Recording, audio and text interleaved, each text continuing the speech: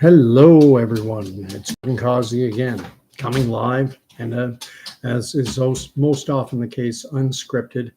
On this, it is now Wednesday, the 7th of August, very early in the morning, 1:04 a.m. I tend to think of this as still Tuesday night, but whatever the case, my videos always start out with Candy the Wonder Pup wanting a treat. This is my dog. Just come say hi, a little border collie. Not so little anymore. All right, shake a paw, lay down, speak, lay down, speak. Good, come on. Candy has a treat. I wasn't planning to do a video tonight, but Townhouse Gardener is here.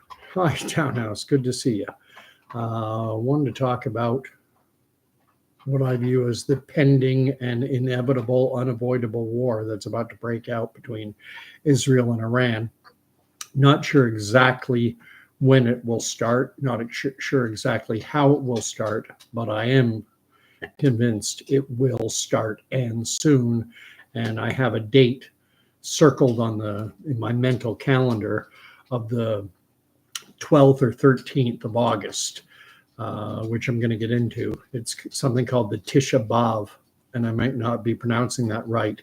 It's called the Tisha B'Av in Hebrew, and that starts at sundown on the 12th of August, and it runs until the sun goes down on the 13th of August, and it's a very significant date on the Jewish calendar, which is a lunar calendar, not to be confused with our Gregorian calendar. The calendar that everyone uses, this Gregorian calendar, is a solar calendar. The Hebrew calendar is lunar. I don't understand completely how it works. They have leap months and things that get added in, and that's why dates for things like Passover move. Passover can be, it doesn't always line up, say, with Easter, with what Christians often refer to as Easter. But this war is coming. I just watched a video put out by, a video that's only a few hours old, that was put out by the Young Turks.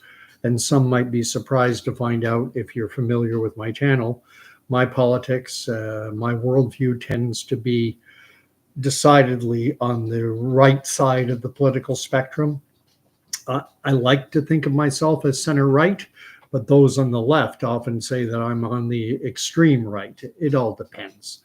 I do, my orientation is very much right. And the Young Turks, by contrast, is very left-wing. And some might be surprised that I would consume content put out by an outfit like the Young Turks. But the reason I do it is because, as I have often said, I do not like to stick to my echo chamber where I only listen to my own opinions being reinforced. I like to hear what is being said on the other side. And this video I watched by the Young Turks, I actually didn't consider it to be too inflammatory. I didn't get triggered, although I'm getting better at not getting triggered. In this video, they referred to Benjamin Netanyahu, Prime Minister of Israel, as a maniac, as a madman. And previous incarnations of myself, I might have been triggered by that. Oh, they're crazy. They're calling him a madman, a warmonger, this, or that, and the other, and shut it off. Not anymore. Because I want to hear what's being said. I want to see if there's any validity to their arguments. And from a certain perspective, I think there is validity to their arguments. I do think that Benjamin Netanyahu is hell-bent on fomenting the conditions necessary to create a war. And the reasons I think he is doing this, my opinion, is because as the conditions exist currently, Israel is in the superior position. If you're going to fight a war, You want to do it at a time when you have the superior position, not when you're in a weak position. I've spoken many times on this channel about Sun Tzu's The Art of War and how deception is the name of the game. If you want to win in militaristic conflict, you have to deceive your opponent. And one of the ways you deceive your opponent is that when you are weak, you want to appear strong. And when you are strong, you want to appear weak. You may remember a number of weeks ago, the head of the Israeli electrical power system, the company that's in charge of the Israeli electrical grid, he was making announcements that Israel was ill prepared for all-out war and that it would be a disaster, and that the conditions, if the power grid was to be shut down for any sustainable period of time, that life would be unlivable in Israel. And it struck me at the time reading that article that this was done intentionally, was done to give off the appearance of weakness. And basically, it strikes me that Israel is doing its best to try and provoke a response by Iran. And when Sun Tzu wrote his book, The Art of War, and it was sometime 500 BC, like 2,500 years or so ago, there wasn't world media, there weren't satellites, it wasn't the modern age. And there certainly weren't media outlets trying to sway public opinion in countries all over the world as there is now. Life was simpler, far more simple back 2,500 years ago. Now it's far more complicated.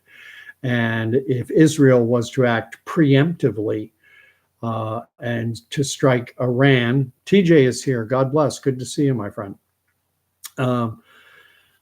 If they were to act preemptively and aggressively, they would be slaughtered in the mainstream press. The international community, public pressure would be brought to bear. But if they can be seen, if they can present themselves viably as the victim and as the defenders, then things will go far better in that regard. TJ is writing, Sun Tzu is okay, but von Clausewitz is the modern one. I only read parts of both. I've only read parts of Sun Tzu. I haven't read the entire book. And I'm unfamiliar with von Clausewitz, which I assume to be, I assume he's German. And I wonder if was he involved in the Nazi regime? I'm going to look him up when I finish. Von Clausewitz. Anyway, I've viewed, and according to TJ, this book is by von Clausewitz is huge, and that it comes out in volumes. I guess volume 1, 2, 3.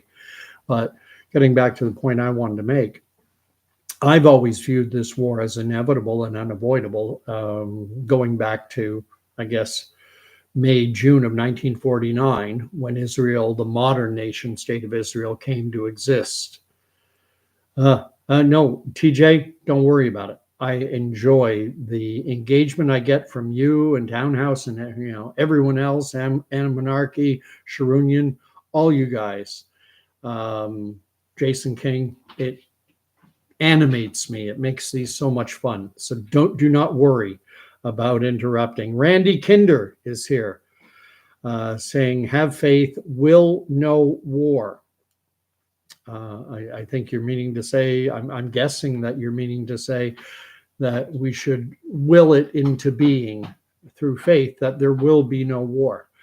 I do think it's unavoidable, inevitable, and has been ever since 1949, when the modern nation state of Israel was first recognized by the United Nations. And a little bit of a history lesson, after the British abandoned the British mandate, after they abandoned their Palestinian mandate, which had been created in 1920, they tapped out and they left basically, it was no man's land. It wasn't Israel. It wasn't Palestine. It wasn't Egypt. It wasn't Jordan. It wasn't anything. It was just vacated territory, and it was up for grabs. And a war ensued between the Jewish Palestinian population and 5 nations of the Arab League that invaded. And it was out of that war, which lasted from May 15th, 1948 until March of 1949, that established what are typically referred to as the Green Line borders of Israel. And from that date forward, war has a major conflict breaking out between Israel and the Arab world has always been inevitable. And this is just the latest iteration. There was the 1967 war, sometimes called the 6-Day War.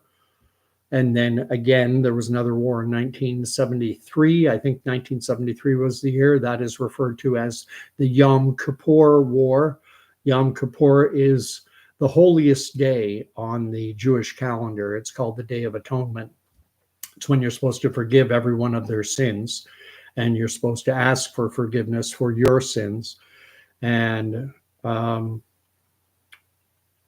that's on in 1973 on Yom Kippur. That is when a surprise attack was launched on Israel, which, from a militaristic view, you want the best time to attack if you want to win the war. And why else would you go to war? You're going to do it when your enemy is least prepared. And if they're all in synagogue and temples praying, good timing. And I think that dynamic is going to play out with respect to this Tisha B'Av. I think that is the day that I have circled on my calendar, and I'll explain why. Randy Kinder thinks there will be no war. We will find out. I mean, right now there is war. There is war. Israel and Hezbollah are exchanging rocket fires. There have been civilian casualties on both sides of the Israeli Lebanese border. There have been casualties, obviously, 30 to 40,000 people in the Gaza Strip have died. I think it's 1,200 Israelis were killed on the October 7th attack. And then since October 7th, there have been casualties among Israeli military, and rockets have been launched from Gaza and Israel. So a war is going on. But right now, it can be considered something of a low-level war, just rocket fire and such. It hasn't escalated, although it has escalated, but at a low level. Now you have Yemen involved, which Yemen is ruled by an Iranian proxy group called the Houthis. They control 80% of the country, including the capital and large chunks of the Yemeni military. So I consider calling Yemen and the Houthis, I consider that to be one and the same. TJ writes that the whole world seems to be gearing up towards war, and it really annoys TJ. Unfortunately, you go into the book of Ecclesiastes, and right at the beginning, near the beginning of the book, it says a time and a season unto everything. There's a time for war, a time for peace, a time to gather stones, and a time to cast stones away. And it seems to me we are in a season of war, whether we like it or not. And the reason I think this war has always been inevitable, and I have ever since when I first personally started to look into the situation in the Middle East, and specifically Israel, back in the 1980s, during the days of Yasser Arafat, when he was the head of the PLO, and they were the primary leadership group for the Palestinian people. That's when I first started to dive in, and that's when I first came to this opinion that conflict in this region in Israel, it's inevitable, it's unavoidable, because for a large chunk of the Islamic world, and certainly Iran does not recognize Israel's right to exist. Iran refers to Israel as the little Satan, that Israel is the little Satan as far as Iran is concerned, and it's the United States that is the big Satan. And so they have always wanted to wipe out the little Satan since 1979, when Iran switched from being a pretty modern, it was in the Western sphere of influence. It was part of in the American sphere, if you will. The Shah of Iran was an ally of the US. Then they had an Islamic revolution in 1979, and the Ayatollahs took over. Back then it was the Ayatollah Khomeini. And ever since then, they've refused to recognize Israel's right to exist and want it wiped off the map. They want to replace it with an Islamic nation state and to push out all the Jews from the river to the sea, as the rhetoric goes. And if you don't know, that's from the river is the Jordan River, and the sea is the Mediterranean. So either push all the Jews into the sea, or kill them all, or drive them all out, and make what is now Israel, turn it into an Islamic state of some description. What I think would happen if they did succeed, if the Arab countries or the Islamic countries did manage to defeat Israel, then I think they would be fighting with each other over who gets it. Much the same way that this 10-year civil war was raging in Yemen between the Saudi-backed government and the Iranian-backed Houthis, and killing 400,000 plus people, 250,000 kids under the age of 5. I don't think it would eliminating Israel would not bring peace to the Middle East, because the Islamic world has been fighting each other for centuries. The one thing they seem to be able to unite around at times is wiping Israel out. It gives them a common enemy, and then get rid of that common enemy and they'll go back to fighting each other. That's just my view. It's going to catch up. TJ writes, these socio-political moves so tricky to measure. We don't have all the information. No, we're not. And we never will. But I think we know enough that we can see what is coming. And I've developed some very fixed opinions with respect to the October 7th attack. I think it can be best described as a green flag operation. And that is to say, I think Hamas genuinely wanted to inflict maximum damage, pain, and misery on the nation state of Israel. But what allowed that attack to take place is, I think, Israeli forces stood down. They have watchers, they have the wall, the perimeter fence surrounding Gaza under 24/7, 365 surveillance, and they had primarily, I think, entirely women sitting at, closed circuit television, images that were, and they could see exactly what was happening in real time. And when they notified security and military officials that militants were breaking down the border fence, the response was, there was no response. It was, my opinion was that it was allowed, because that gave Israel the justification to do everything that has followed in the wake. In the absence of a devastating attack by Hamas, Israel would not have been able to launch its offensive on Gaza. And I'm going to be somewhat apologetic for Netanyahu, what I consider to be Netanyahu's point of view.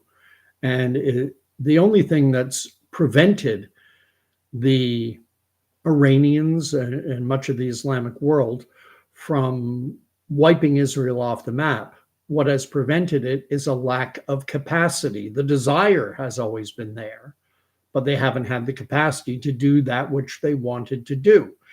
And that puts Israel in a very precarious position, because I've said it before, and it's an old line: history favors the bold. You need to take the initiative. You want to be proactive, not reactive.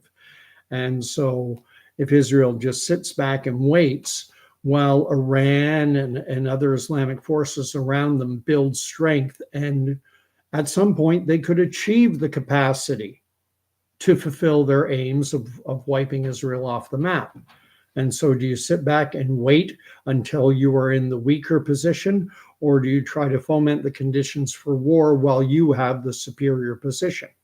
And we've just seen how Iran has been embarrassed, and even the Young Turks mention this in their video, how Israel embarrassed Iran by killing the top political leader of Hamas in Iran in what was supposed to be a secure building.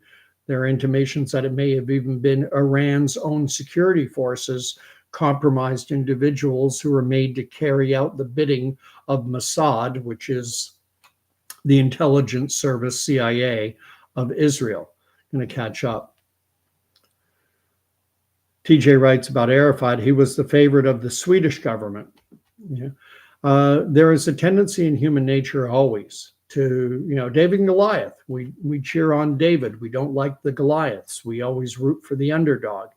And for the longest time, and certainly since the October 7th attack, the Islamic world has done a very good job of marketing, and I will say it, propagandizing the world media, and to convincing people that the Palestinian population in Gaza and the West Bank, that these are the oppressed people, and its natural inclination to have sympathy towards those who are being oppressed and to be opposed to those who are perceived or who are presented as doing the oppressing.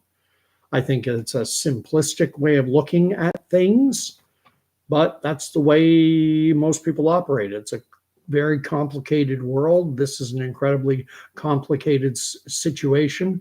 And if you can boil it down to something mind-numbingly simple that even a 6-year-old can understand, you're going to win the propaganda war.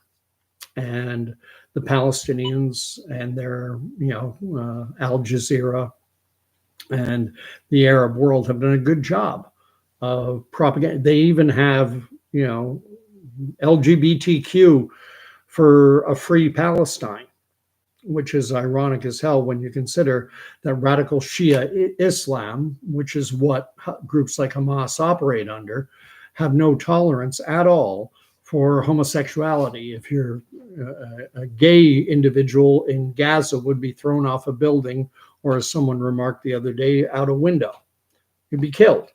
And yet you have, it's like tuna fish for orcas, or krill for blue whales. It doesn't make sense. But, the LGBTQ, the broader LGBTQ community sees itself as being oppressed. And so seeing the Palestinians presented as the oppressed, they see a natural affinity to them. And TJ writes, the big shaitan.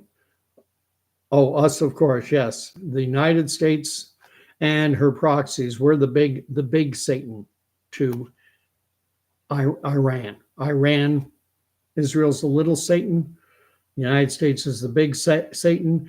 And there is Pax Americana still exists. And then we have BRICS, Brazil, Russia, India, China, South Africa, which is is challenging, not seriously yet, but it's building toward that, challenging this U.S. hegemony, this Pax Americana that basically rules the world, try and replace the U.S. dollar as the primary reserve currency in the world with the ruble or something else. Keep catching up. TJ writes, as I understand it, the Israeli flag have those two rivers on it I don't think so. I'd have to look right again when I go to church. When I go to the Pentecostal church in town here, which I go to from time to time, they have the Israeli flag up. It's the Star of David, or the Star of Rephaim, if you prefer, which is referenced in the Acts. Jews have been flying under the Star of Rephaim, or the Star of David, if you prefer, for thousands of years. And it's not a particularly religious symbol. It's a lot of those who are anti-Israel will make reference to that star and say that it's not a religious symbol. It should, and I agree, it should be a menorah. Should be the candelabra, the Jewish candelabra that was in the temple, the menorah. That the symbol, or the candlesticks that Jews light during the celebration of Hanukkah, I think that should have been. The menorah is on Jewish currency, the shekel. TJ is also writing, Arafat was on Swedish TV every evening when I grew up, and Sweden gave, I don't know how many millions to Palestine every year. Lot of the Palestinian cause, whether it's been from the PLO under Arafat, or the Palestinian Authority, or Hamas, these groups have always been getting internationally, not just from Sweden, but from all over the world. They've gotten billions of dollars over the years. And, it's an emotional issue. And emotion, I've talked about it many times, emotion in our world, and it's long been this way, emotion trumps reason. Emotion rules us more than reason. Incidentally, I got something wrong on the brain part. I referred to the brain, the frontal lobes, where higher thought processes take place. I referred to that as the cerebellum one time. No, the cerebellum is deeper, and it's another part of the brain that's more rudimentary. So got one of my things wrong. I was watching something and got correct, or realized I'd made a mistake. And TJ also writes that Arafat visited Sweden at least 3 times officially. He was quite the world celebrity. And I forget what the name of that headscarf, the black and white checkered scarf, the kifka or something like that. It was fashionable back in the 80s when Yasser Arafat was around. This whole idea of fight the power. People gravitate toward it, whether it's, the Dukes of Hazzard and the General Lee fighting against the oppressive boss hog, to use a TV reference, or, whether it's the Che Guevara and the Cuban revolutionaries. There's a romantic appeal to being the underdog fighting against an oppressive overlord. It's a great way to get people's emotions stirred up. And Zombie Force is here saying good evening to everyone. Good evening to you as well. TJ's got to run. Prayers and blessings to you as well, TJ. This is going to be a rough time. I've got to get to the reason why I think it's going to happen on the 12th of August, the 12th, 13th. And the reason is because if I can't think of a really good example. I'm sure others can think of better examples. But if I have to play a football game and I get to determine the place we're going to play and the time and the date and all that, and I'm playing a team and I know that there's a stadium they've never won in and that they've never won a game on a Sunday night, I'm going to schedule, and I get to pick. I'm going to pick to play them on a Sunday night at that stadium they've never won in. I'm going to pick a stadium they've never won in, and I'm going to pick a day and a time they've never won a game at. And the reason I'm going to do that is their players going in, they're going to realize, oh my, we're playing at this stadium. We're playing at ABC Stadium. We've never won a single game here. Oh, and we're playing Sunday night. We lose every Sunday night game we've ever played. And they're not going to be in a good frame of mind for the football game that's coming up. It's the best example I can think of.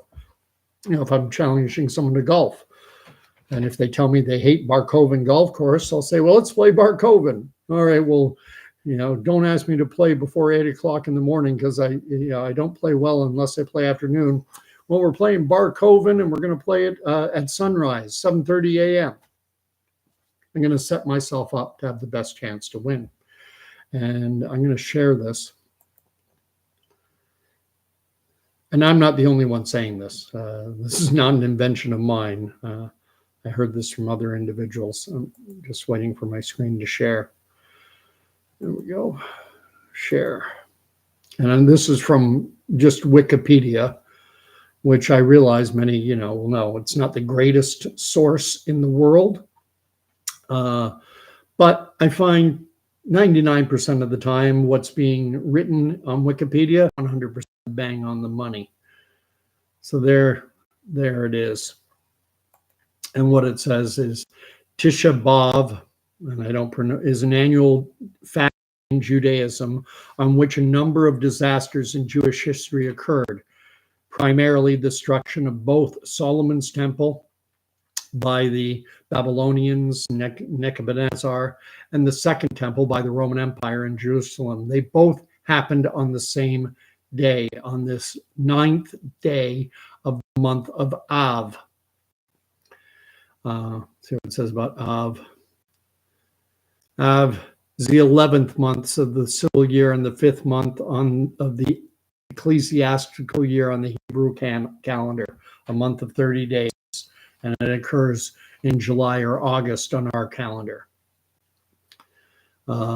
Tish B'Av marks the end of the 3 weeks between dire straits and is regarded as the saddest day in the Jewish calendar. And it's a day around which many Jews have superstitions. They won't do things on this certain day because they think it's a day destined for disaster. So don't do anything significant on this 9th day of Av, on this Tisha B'Av, because that's a day when bad things happen. Do it later, do it earlier, but don't do it on that day. The observance of the day includes 5 prohibitions. There's a 24-hour fast. The Book of Lamentations mourns the destruction of Jerusalem. That is read in the synagogue, followed by the recitation of Kanat, and I may not be saying that right, liturgical dirges that lament the loss of the temple, of the temples, and of the city of Jerusalem. And the day is associated with remembrance of other major calamities which have befallen the Jewish people, and it gives them, if you go into the book of, I think it's in Numbers. I'm going through this section of the Bible right now. I'm in the book of Numbers. But Moses sent 12 spies into the land of Canaan to spy it out, and 10 of them came back and gave a negative report. They said the land is full of giants and formidable armies, and we can't go up against them. Only 2 of the spies, Joshua and Caleb, came back and said, hey, if God's with us, no one can defeat us. And this is what led to the Jews wandering 40 years in the desert. So there's that. The first temple destroyed, the second temple destroyed. And then there was that second revolt in around 135 AD. And it was called the Bar Kokhba Revolt. And over 500,000 Jewish civilians, Jewish people were killed during that revolt. And then they have the plowing of the Temple Mount, and the surrounding area. So you've got, and then there have been other things that have happened on that day that I've heard subsequently, that Great Britain expelled all its Jewish population in the 1300s on the 9th day of Av. And then in 1492, France expelled all the Jews. from their country on the 9th day of Av. It's so it's understandable why Jews might be a little superstitious about that day. And so if Iran is going to launch an attack, wouldn't it be best to do it on a day when Jews are already expecting to lose, when Jews are expecting bad things to happen, when Jews are not expecting success? That makes sense to me. And Iran, the Persians, they're not stupid. They're smart. The Israelis, the Jews are smart. So are the Persians. Right now, I'm convinced that Netanyahu is fomenting, meaning creating the conditions necessary, because he views, this is a good time to take down Iran. Or the flip side is he could wait, let Iran's nuclear program build up, let them become stronger, and then at some point it's possible that they could become strong enough that they could fulfill their aim of no longer having to even concern themselves with recognizing Israel, because they would be able to wipe it off the map and it would no longer exist. So it's a complicated situation. Whale Oil Beef has written that, I heard that Arafat's people loved their leader for achieving financial independence from the world bankers.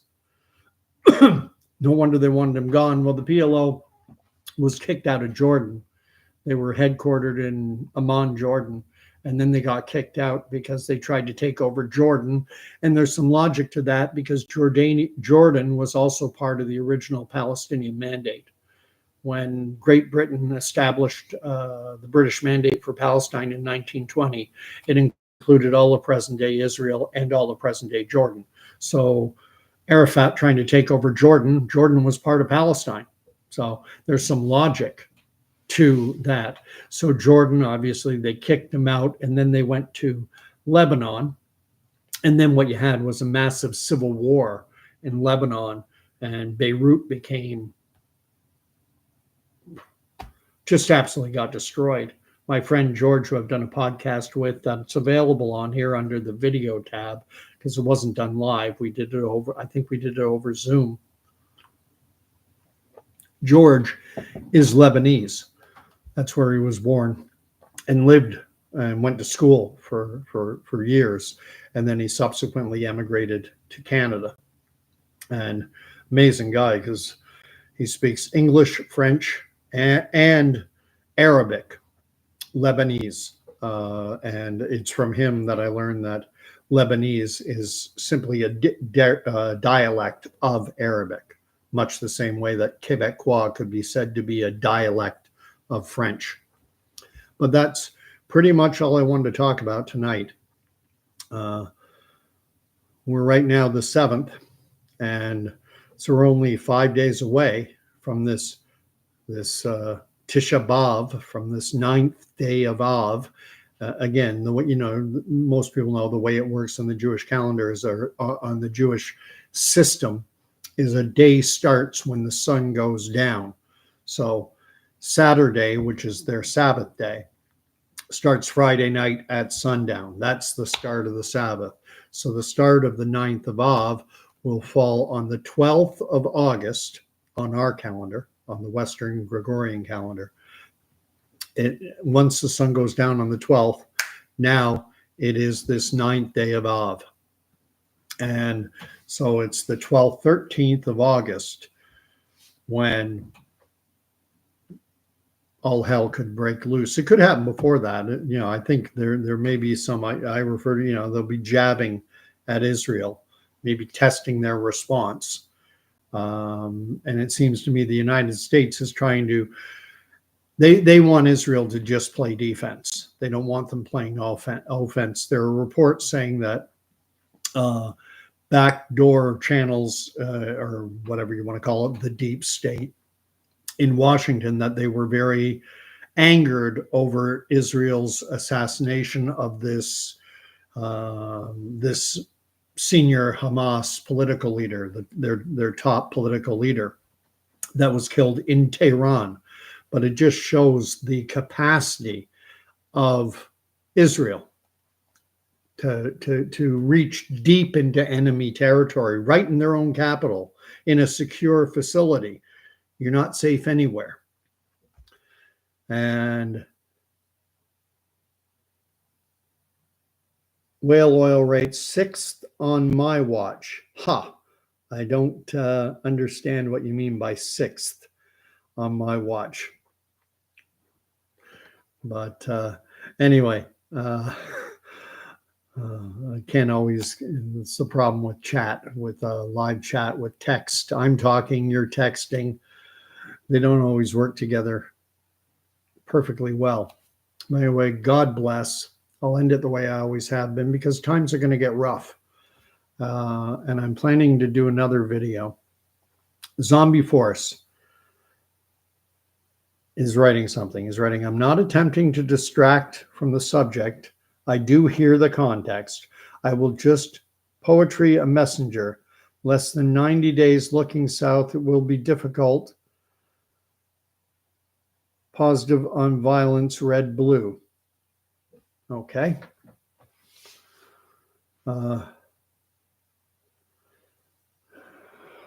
There's one who knows everything. We don't get to know.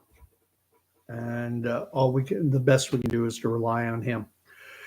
And walk boldly in faith in him, not in this world, because I'm convinced things are going to get very rough when war breaks out. Read your history. Look at what happened when World War I and World War II broke out. Things get rough, and we are